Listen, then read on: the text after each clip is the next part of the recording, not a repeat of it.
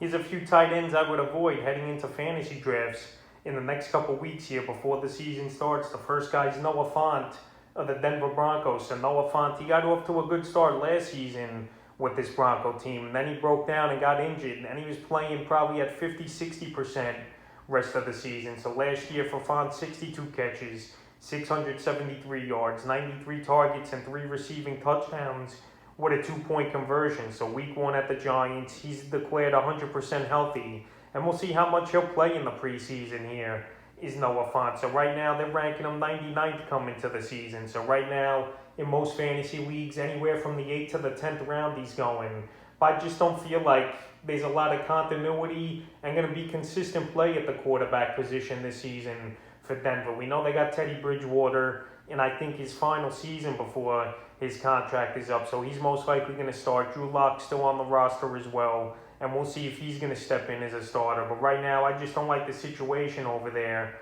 for the Denver Broncos at the quarterback position. A lot of inconsistent play there's going to be from these guys. And right now, I don't know what's going to happen over there. Noah Fant last season, like I mentioned, he got banged up.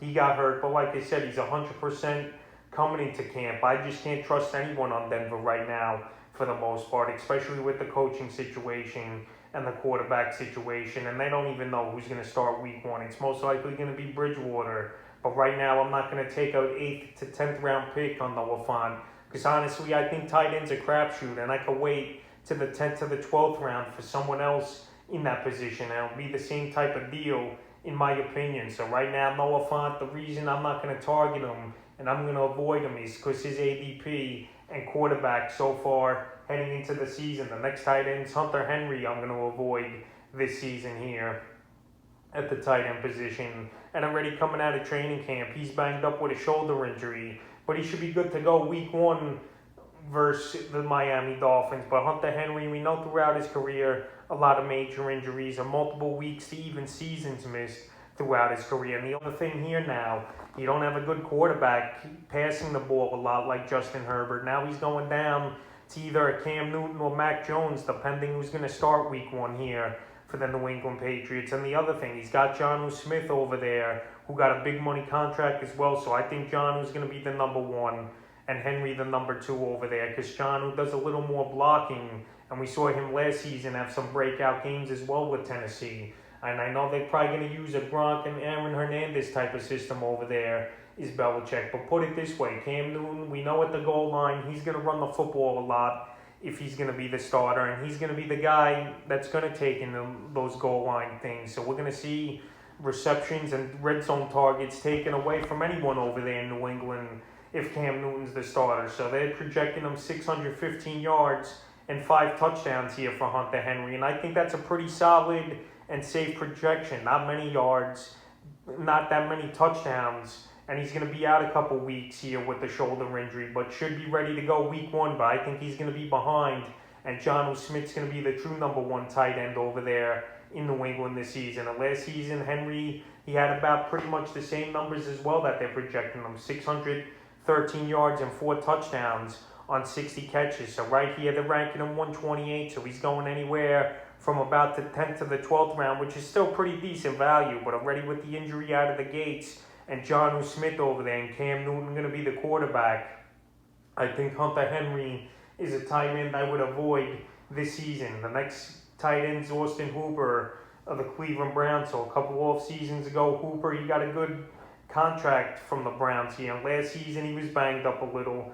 46 catches, 435 yards, and 4 touchdowns. And they're projecting him the same as Hunter Henry as well, anywhere from the 10th to the 12th round. But he was so inconsistent last season. There was games where, he'll get 4 catches, 55 yards, and a touchdown. Then you turn around, and the next game, he has 1 catch for 9 yards. So like I mentioned, Baker Mayfield, I don't think he's going to be that good this season as he was last. Teams, they're going to know what to expect from the Browns. And I think they're going to tighten the screws on defense here and take a lot of guys out of the passing game, even though we know Nick Chubb and Kareem Hunt open a lot of things up out of the backfield for this offense. So this season, right now, they're projecting Hooper 650 yards and 5 touchdowns. And I think that's a pretty safe projection as well, even though he's going to have a larger pass roll, reports have come out over the last few days here. Coach Kevin Stefanski has said, and we'll see. I believe it when I see it here. Austin Hooper, we know a few seasons ago, had a huge season with the Atlanta Falcons, and obviously cashed in with the Browns. But right here, I just don't see him fitting that well once again this season, and he was inconsistent. So right now, if I could avoid Austin Hooper going into my fantasy drafts, he's definitely a tight end I would avoid. The next tight end I would avoid, Zach Ertz of the Philadelphia Eagles. So right here, all off season, we heard Zach Ertz, he was on the trade block, most likely going to get traded. Off season started, nothing. NFL draft came, nothing. And right now, he's over there in Philly and still nothing. But he's going to be the number 2 tight end behind Dallas Goedert. And Philly, they made it clear they don't want to pay this guy a big contract extension. So it wouldn't surprise me to see him get traded before the off-season is over, or see him traded at the NFL trade deadline. So last season for Ertz, he was a disappearing act. And also, he dealt with an injury where he was out 6 to 8 weeks last year. 36 catches, 335 yards, a receiving touchdown on 72 targets. But Philly, they're going in a different direction this season. Like I mentioned, Dallas Goedert, he was pretty impressive.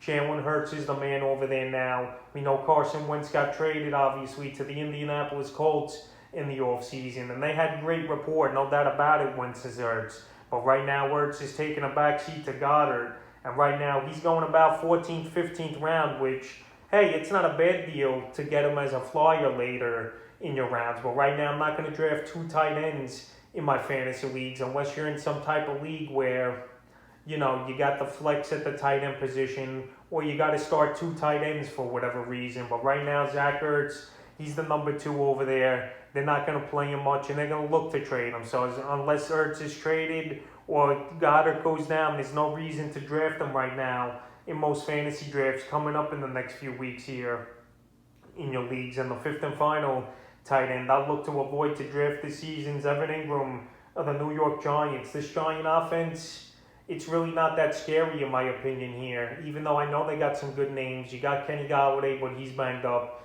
You got Saquon Barkley coming out, but we'll see if he's even 100% and ready to go to week 1. And Evan Ingram, he's been part of this Giant team for many seasons now, and he's been a disappearing act as well. Like I mentioned with Austin Hooper, this is a guy that disappears a lot. And now you got Kyle Rudolph over there as well, who we know has been a goal line threat throughout his career with the Vikings. And he signed on here with the Giants. So the last season here for Evan Ingram, 63 catches, 654 yards, only 1 receiving touchdown and a fumble loss.